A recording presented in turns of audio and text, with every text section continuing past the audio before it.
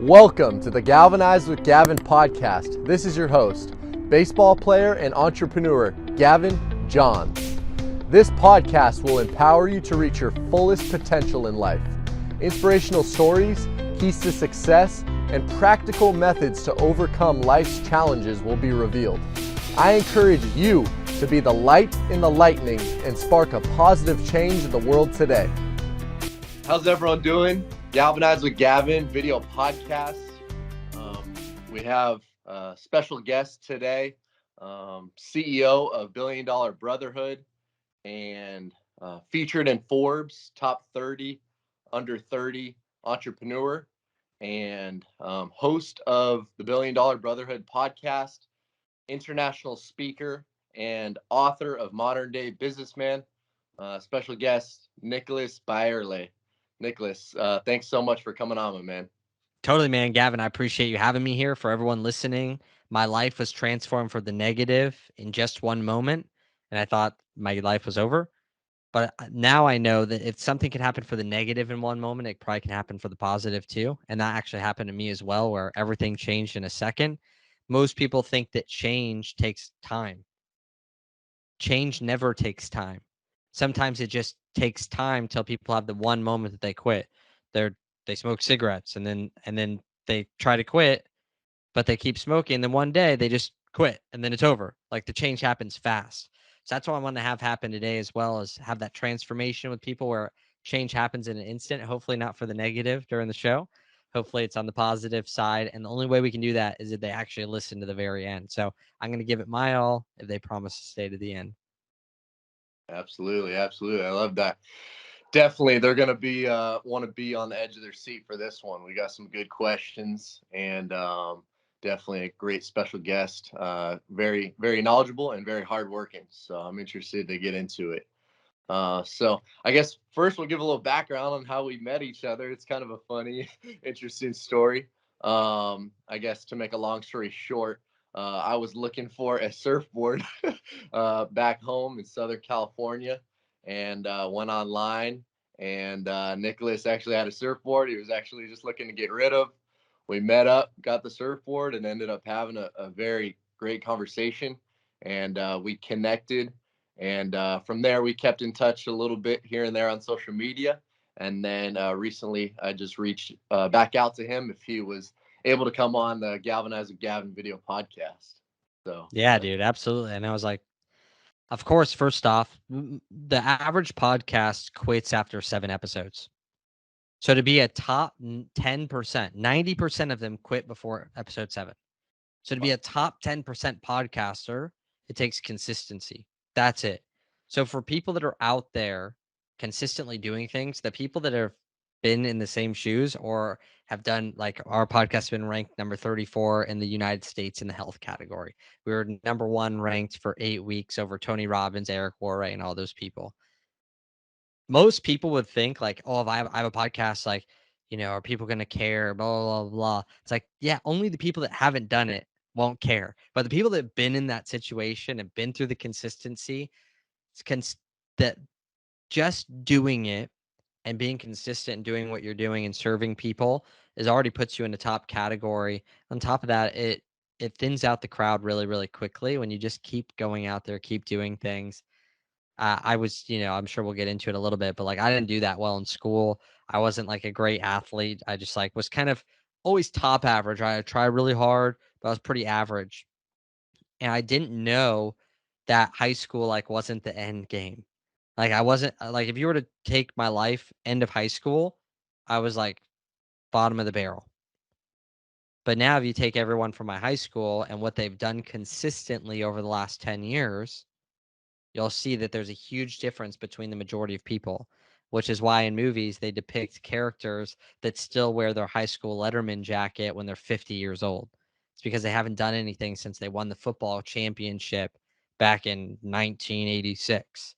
And so for the people listening and why I'm on the show is because you've been consistent that way in your own life, in your own sports, and also for them to know that like however popular they were in high school, or however popular they are in college, literally dictates 0% of your success. I was the shortest kid to graduate my 8th grade. I literally was overweight and had a 1.8 my entire high school years. I only graduated because I went to summer school every single year, yet now get to live the life that I want, which is absolutely wild. So the past doesn't dictate your future. Yeah, no, I love that. I love that. I think that's great encouragement and inspiration for anyone listening. It's really not how you start, it's how you finish. And there's a lot of other avenues to reach success. So that's awesome. Your story is definitely very inspirational. And preparing for this podcast, I was doing some research and learned about a kind of part of your journey. But I wanted to ask more in depth about it, like you were kind of hinting on there. But you started as a carpet cleaner, and you ended up, working hard and ended up forming a $1 million company, and have a great thriving family. Great wife, kid, and just living the life you want to live. And so maybe if you wouldn't mind sharing some about that journey, and what people can kind of take out of that into their own lives. Yeah, so in general, there's two reasons why people follow someone. Number one, which is very much so used today, is there's someone that people want to be like. So this is like someone has a great body, someone makes a lot of money, someone drives a really cool car, somebody has really nice clothes, someone has a family all put together. They're rich, they're famous, they're someone that people want to be like. Celebrity status, all those different things. In baseball, like I'm sure there's like certain people that you're like, man, they're awesome. I want to be like them. But it's that future thing. The problem with that is that we need that inside of business. I need that. If I'm selling something and I'm not really good at it, right? If I make pizza and I suck at it, like that's not a really good sale. If I've never lost weight, never taken care of myself, and I'm selling health, it's not good. If I am teaching people how to build a business, but I've never done it, that's terrible. We need that portion of our life that is, hey, I've done this. So this is why I have the accolades, the credentials. You talked about it. I've been featured in Forbes top 30 entrepreneur under 30. I've been on the front of 2 magazines. I've spoken in front of tens of thousands of people, generated millions of dollars online and offline through various different companies. Those are all great things. And if I didn't do that, then people should turn off the podcast. Yet, outside of that, there's the other side, which is someone that they're just like. And this is actually what's more important, and how I've built every single company that I have has been through showing the sides of my life, not trying to be like everyone else, literally showing that every single person that I know, no matter how big the company, my best friend runs the 4th fastest growing company in America. No matter how big the company, no matter how many customers the company has, no matter how long they've been in business, they're just the same as everyone else in many different areas. Maybe they've gotten better skill sets now, they transform, but their story is very similar. So for me, you said you started out cleaning carpets. Man, like I didn't even start out cleaning carpets. Like it started for me when my parents broke up when I was 4. I wrote a suicide letter when I was 7. I wanted to be a professional athlete, a motocross racer, which is why I lived up in Temecula before I moved to Texas. Want to be a professional motocross racer. My dad and I had a big falling out when I was like 13 because my parents were split. Didn't talk to my dad for 3.5 years. I was so afraid of him. I gained 60 pounds during that. So then I couldn't do anything. I had no clue how to change my situation. I lost the weight. I ended up going to ministry school where I met my wife. I was traveling Bulgaria, Turkey, Greece, France, Scotland, London, South Africa, Mozambique, Mexico City. My wife went to Cuba, just serving the poor. And inside of that, we got married. And I thought, well, now I have this responsibility. What am I going to do? Like when it was just me, I would like wander grocery stores, like hoping people would buy me food. Cause I'm like, I don't even care. Like I don't need a job. I never had a job. What do it's just me. If things don't work out, it just affects me. Yeah. All of a sudden now I had this wife. I'm like, oh my gosh, if something happens, it affects her. So what could I do? So the very first thing that we looked at, and this is at a time where I was living in affordable housing for $350 a month in Northern California. So I qualified for affordable housing, and that's where my wife lived. Luckily, the church had bought this house, 1 bedroom. The room had to have been like you could hardly get out of the bed, a queen size bed on either side of the room. Wow. So super tiny. And it ended up having mold. I had termite mounds inside the house. So if you looked at my walls inside this little house in downtown, there was all these piles of dirt that I kept having to like vacuum up because there was termite mounds forming in the insides of the walls of the house. It's pretty bad. So during this time, though, someone shipped me a protein shake. Now, at this point, I had lost 60 pounds, and someone shipped me this protein shake and told me to watch this video. And it was a network marketing company helping people lose weight. I tasted it. I was like, dude, this is amazing. I can actually make money selling someone else's protein shake. And there's many forms to do this now that isn't network marketing. There's affiliate partnerships. Maybe you love a certain protein powder or protein bar, and you see this a lot now on Instagram with influencers. Maybe they would do something like First Form, very big supplement company, very big in the influencer space. They would say, man, I love this protein powder. Can I sell this protein powder and make a small percentage of it with my following? Because they follow me for fitness. People would type in Gavin at checkout, they'd get a 15% discount, but you'd get 20, 35% of the sale. You do that enough, and some people create their whole income. That'd be called affiliate marketing. When it comes to network marketing, that's when you get paid off of like people tiers below you and all these different things. So that's what my wife and I first started at. I listened to what they said, dude. Like, I went to an event, I did what they said. I sold $12,500 of shake mix my very first month, and I thought I was retired. I thought everything was going to be fine. My wife and I moved back down to San Diego. We moved into a townhome. And I just remember like watching that company slip away, and I had no clue how to build my own company. Like, I knew how to sling other people's shakes, but I had no clue how to build my own company. So we ended up getting kicked out of that townhome. I tried to move in the back of a halfway house where like kids would go if they had like abusive or bad parent situations, and they'd go live there like in between their next living situation. I got denied by the state. I had to look my wife in the eye and tell her we had no place to live. So like all those fears came realized. But my dad owned a carpet cleaning company. So I went to my dad and I was like, he started just giving me like a couple bucks here and there just to help him out. Just cash, like go do some work. I needed to do something. Like, my biggest fear, realizing I never wanted a job, none of this stuff. I'm cleaning carpets. We move into a place in Lemon Grove, San Diego. 400 square foot, one bedroom apartment, no AC in the summer. It's like 100, 110 degrees outside.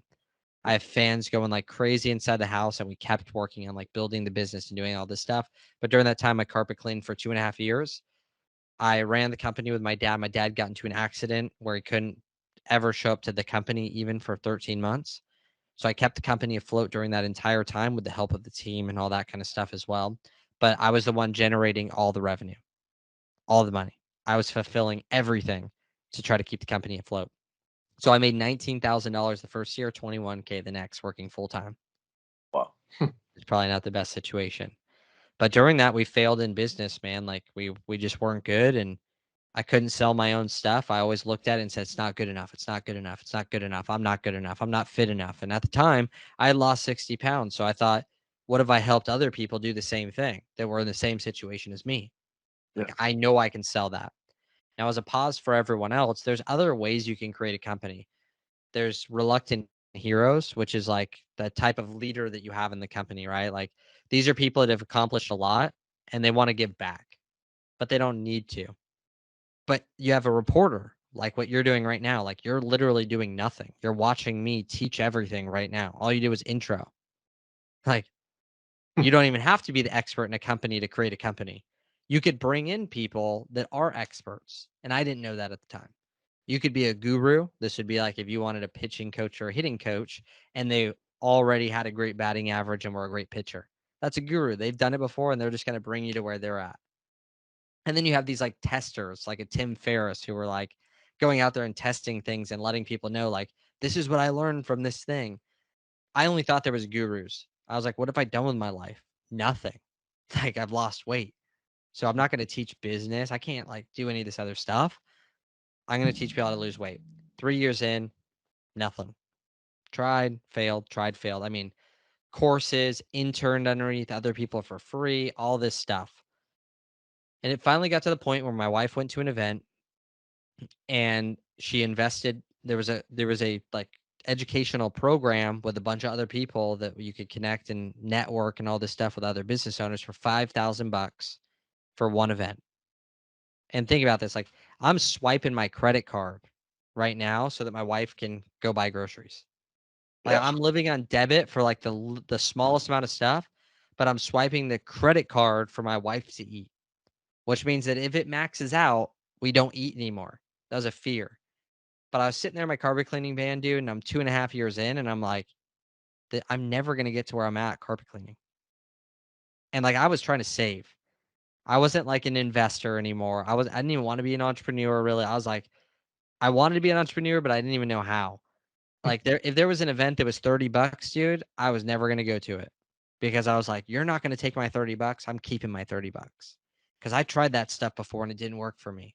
So now I'm going to try to just save my way to success, selling things on Craigslist. And not like, I would have been slinging that surfboard. The reason why I was so easy with the surfboard is because that's what I used to do to make money on the side. I used to sell a bunch of random stuff.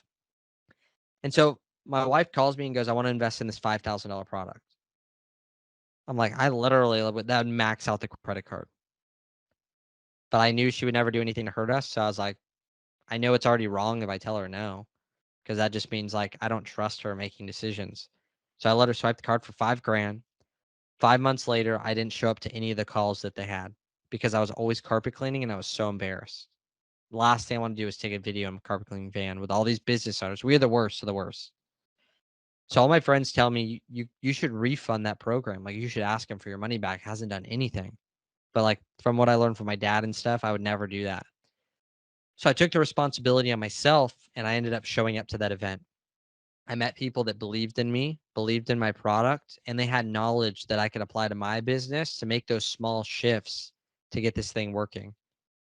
That month, I closed over $20,000 in sales, and I believe we broke over $20,000 collected in our own business outside of my dad's carpet cleaning. My dad gave me a week off, dude, because he had just returned to work. Worst decision for him, but best also. He's so proud of what we've done. I said, Dad, I can't come back. I got to go all in. Ever since then, that was the beginning of 2016. We've never had a not profitable month at the company since that moment. And we've continued. It didn't just end and it was coasting. We've continued to invest in ourselves to get around great people, to get around the best information, to get around great accountability of people that are doing things. Because when I first started and I got that first bag of shake mix, people that made $10,000 a month, I was like, do I take a picture with them? Like they're like celebrities. By the time that I go into 2017, 2016, I was hanging around people that wouldn't eat breakfast until they made $10,000 in the day. Wouldn't eat breakfast. Don't deserve it. And I'm like, I I realized that when I was around people that made 10K a month, I was making 2, 3, 1,500, 2,000, 3,000, like try my best. As I started getting around these other people that thought differently, it's like, well, I'm not making 10K before breakfast, but man, I started making $1,000 a day.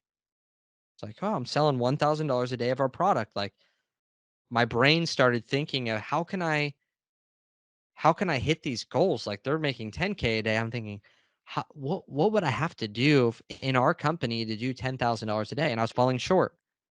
Now, a lot of my best friends make, and when I say make, their business produces $400,000 a day, like plus.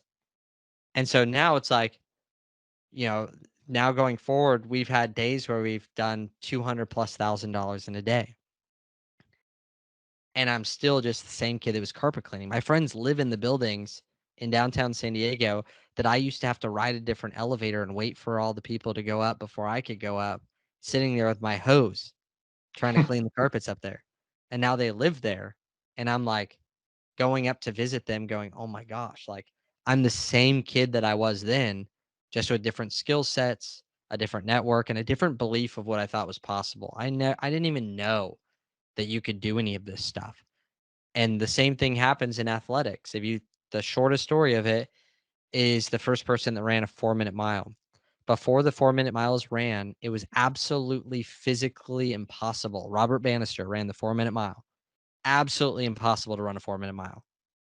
Physically and like scientifically, all the different words that you probably would learn in school.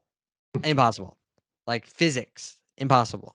Now, high schools run 4-minute miles. High schoolers. Why?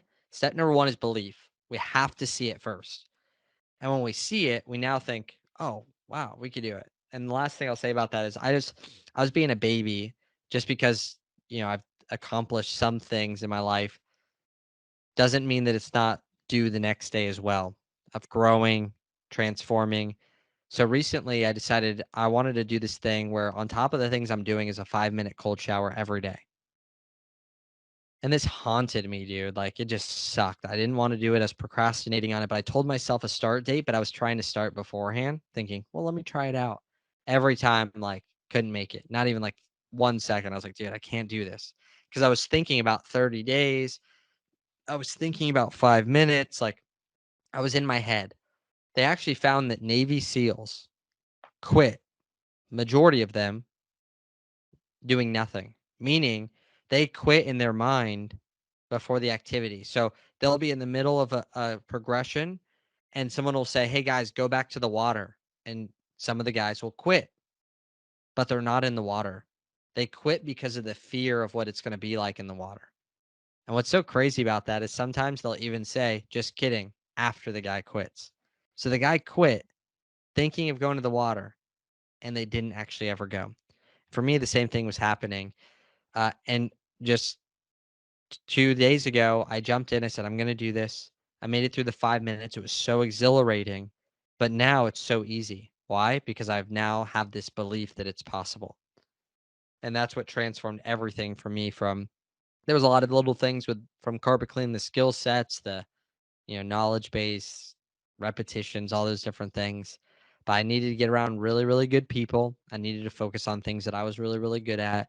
And I wanted to sell something that was valuable to the marketplace. And when those things align, man, things started to skyrocket. And people right now that think it's not possible, I agree. Because as long as you think it's not possible, it's not. Whatever you ask of life, it'll give it to you. You want to start thinking of how you can just get by? Oh, I guarantee I already know your future. You'll just get by. You want to dream really, really big and put action towards it every day? Oh, I already know your future. You're going to do things bigger than you ever expected. Because whatever you expect of life will give it to you. Love it, love it. A lot of gold nuggets in there. A lot of gold nuggets in there. You hit a I lot got of. excited, man, so I apologize, but I was not going to interrupt you by any means. You were flowing, and I know the audience is going to get a lot out of that.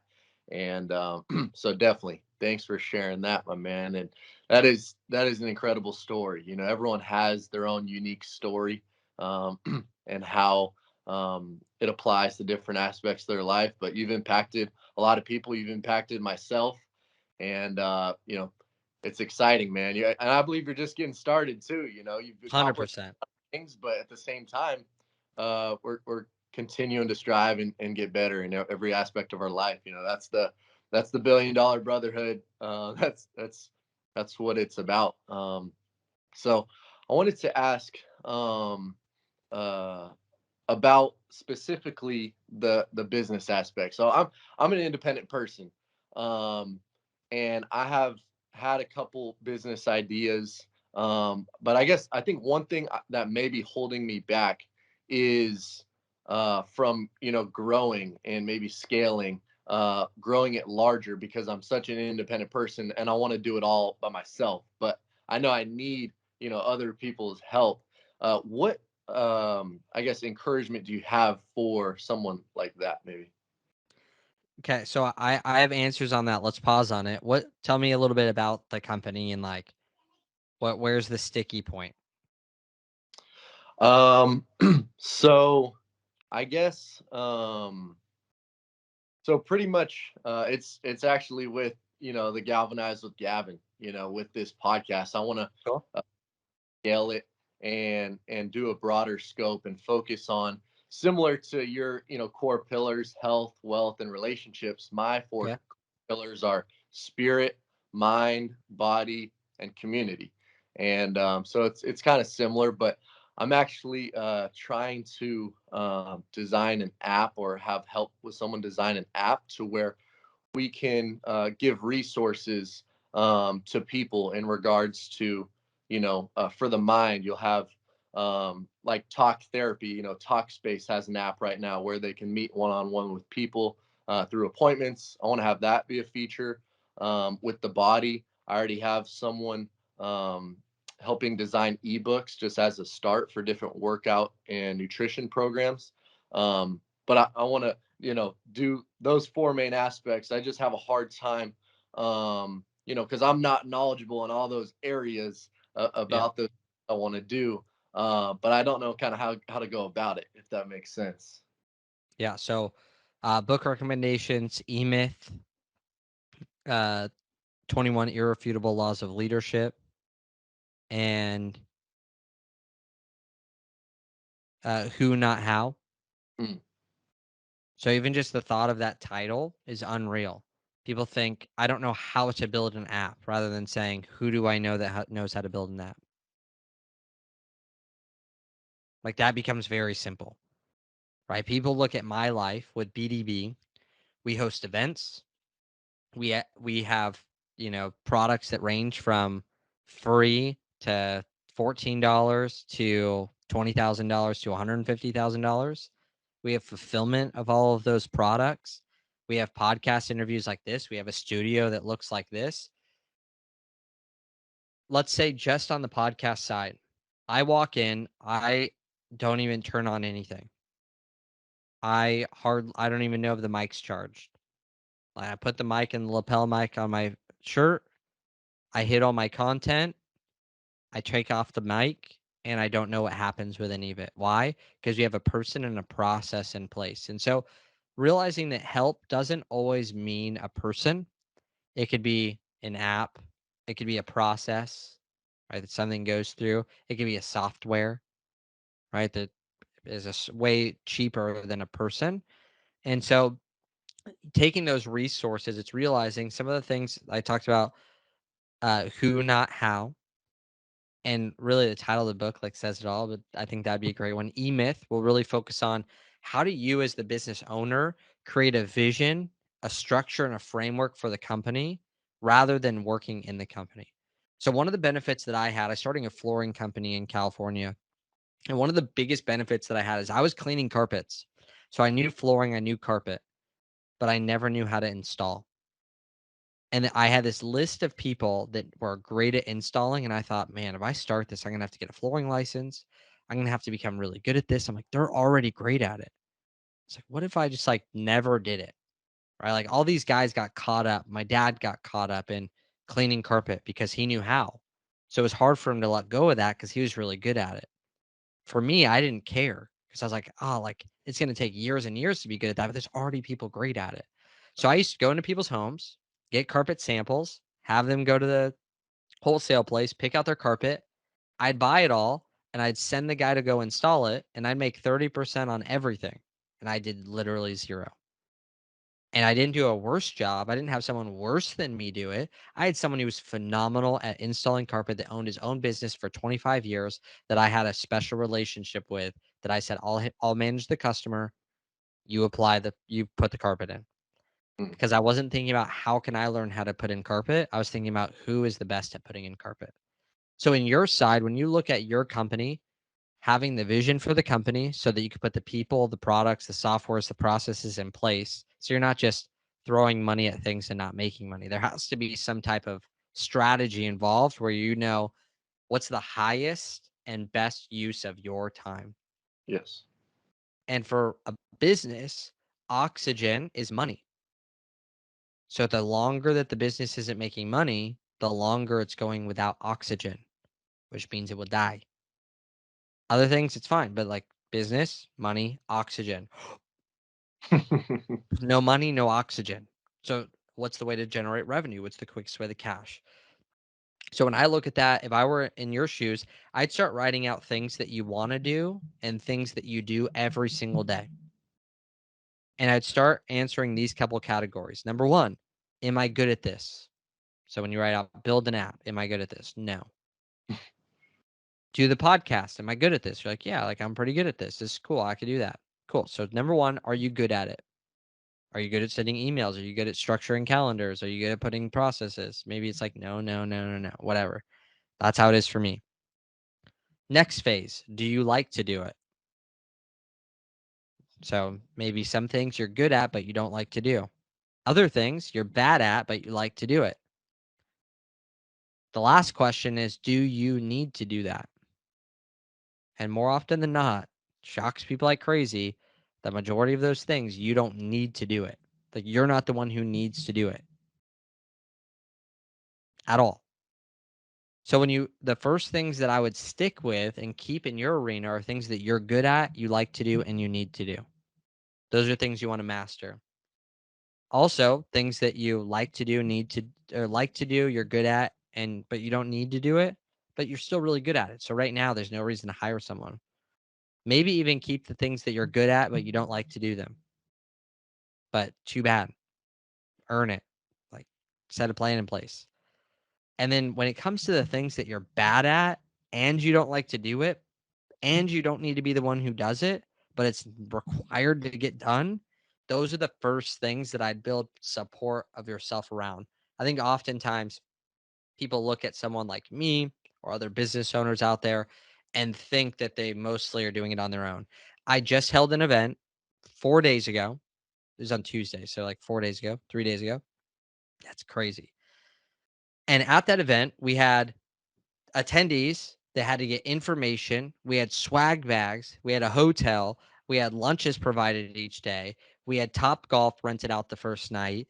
The second night, I had an entire poker tournament with a poker company coming in, setting up tables, and ran an entire poker tournament. I had 5 speakers come in and speak. I had a flow of the entire event, all on a budget, and I literally did none of it. All I did was show up and did my little parts of, yes, I like that. Hey, that's within the budget. That's awesome.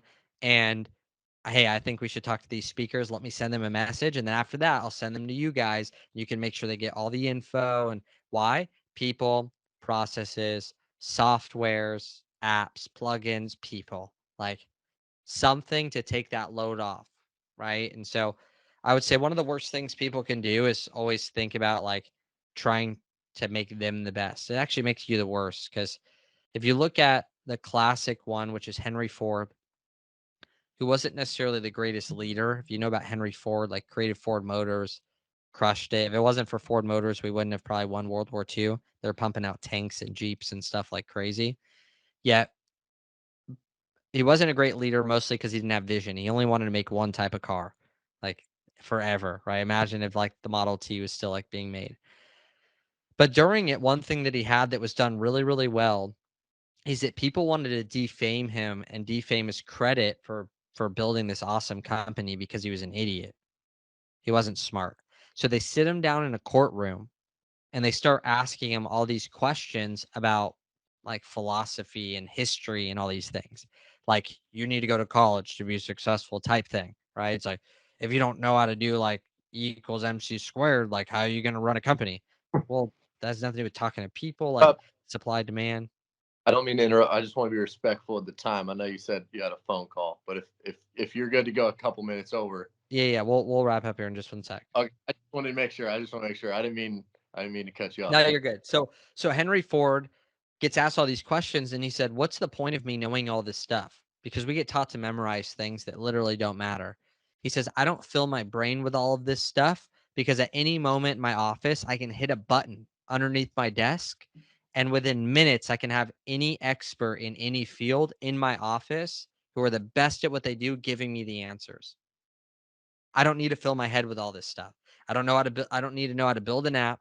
I don't need to know how the software works. All I need is the button and the person and the resource. If I have access to them, I don't need to know how to do it." Think you know how to build cars? You think he sat there and was like, "Let me learn how to build a car"?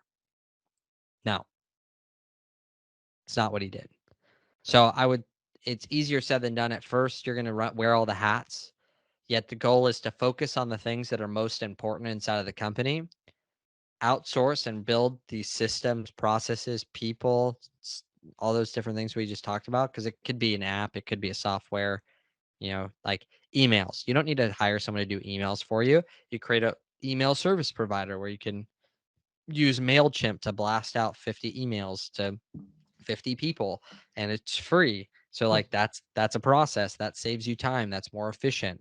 So those are the things that I would do right off the bat. And yeah, we'll have to maybe pump out another podcast interview because we could keep going. And it seems like my thought is that you probably have a little bit younger of an audience, which I'm hoping you do, because I love, and younger meaning like, mid-20s and all that kind of stuff.